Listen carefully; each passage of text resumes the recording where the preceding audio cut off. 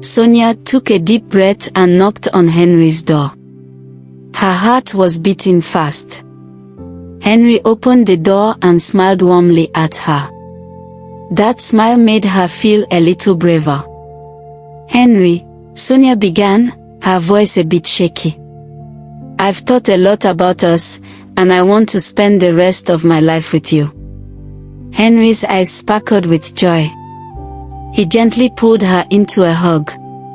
"I love you forever, Sonia," he whispered, then he kissed her softly.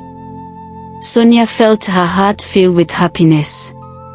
A few weeks later, Sonia, Henry, and their 2 babies went to the palace.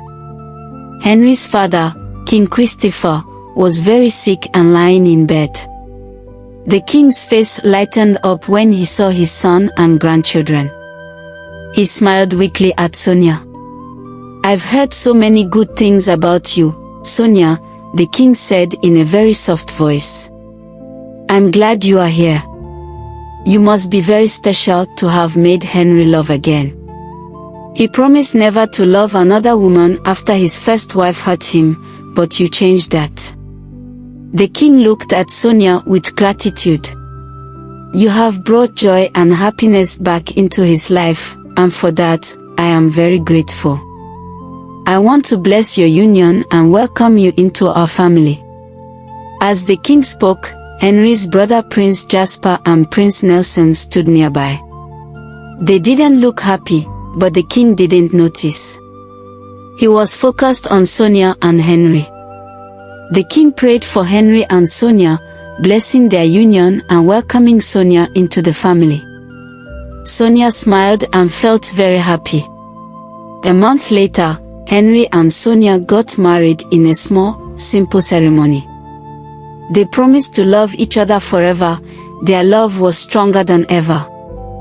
After the wedding, Sonia and Henry went to Sonia's old home.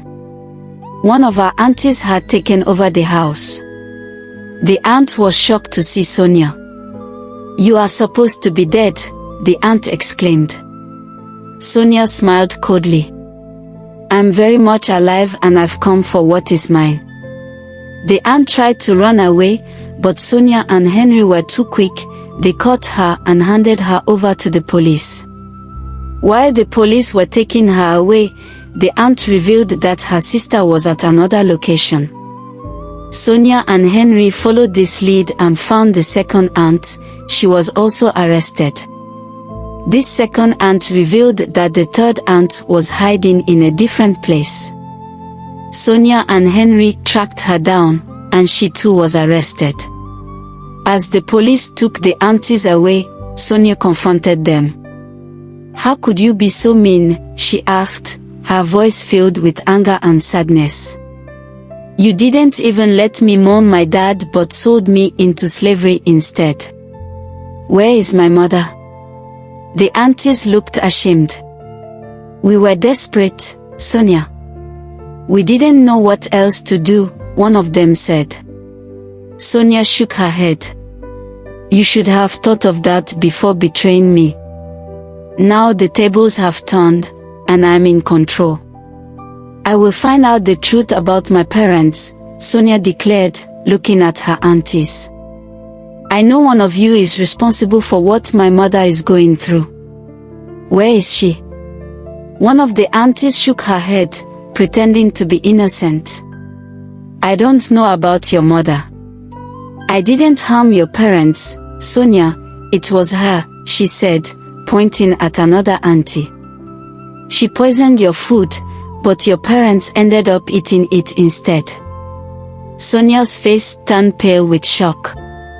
"No, that can't be," she stammered, looking at the 2 aunties. Without another word, Sonia turned to the police. "Take them away," she said coldly. "I want them to pay for what they have done. Now, I need to find my mom." Sonia went to the hospital and asked about her mother. She was directed to her mother's ward. Sonia was happy and thanked God that her mother was still alive, though she was very weak. Prince Henry met Sonia's mom for the first time and felt pity for her condition. They cleared the bill and took her home so she could be under Sonia's care. After the aunts were arrested, Sonia and Henry went to her father's grave. Sonia cried as she introduced Henry to her father. Henry held her closely, trying to comfort her. Later, they went to the lawyer's office to read her father's will. Everything her parents owned was left to Sonia. She was overjoyed but still missed her parents very much. Sonia and Henry spent the next week in town sorting out all the property documents. Finally, they returned to their hotel room to have some peaceful time alone. Henry and Sonia were enjoying a romantic evening in their hotel room, finally having some quiet time after a busy day. But then, Henry's phone rang, breaking the calm. It was his mother. "Henry, it's your mother. The king has passed away. You need to come home immediately," her trembling voice said. Henry's face fell, he felt like his world was crashing. Sonia saw the shock and grief on his face. "What is it?" she asked, worried. Henry took a deep breath, his voice shaking as he delivered the news. "My father, the king, has died. I need to go home now." Sonia's eyes widened in shock. She quickly gathered her belongings. "I'm coming with you," she said firmly. Henry nodded, grateful for her support. Together, they rushed out of the hotel room, took Sonia's mom with them, and left for the palace. Sonia and Henry arrived at the palace, feeling very sad. The king, Henry's father, had died. The palace was filled with tension and sadness. Henry's brothers, Prince Jasper and Prince Nelson, looked at him with suspicion and resentment. The burial ceremony was a big event, with important people from all over the kingdom attending. Henry gave a heartfelt speech, talking about his father's wisdom and kindness. But underneath, there was a struggle for power. Henry was the eldest son, so he was the rightful heir to the throne. But his brothers had different plans. They had always felt that their father favored Henry and saw this as a chance to take the throne for themselves. After the burial, the princes gathered in the throne room. Prince Jasper, the most outspoken, challenged Henry. "You were always father's favorite son, but that doesn't mean you are the best for the throne." Jasper stood tall, his eyes determined. "I will not be bullied or intimidated," he declared. "I am the rightful king, and I will do what's best for this kingdom." Sonia stood by Henry's side, showing her support. "I will not let you bring hatred to my husband or the kingdom," she said firmly. Prince Jasper sneered at her. "And who are you to interfere in royal matters?" he asked Sonia.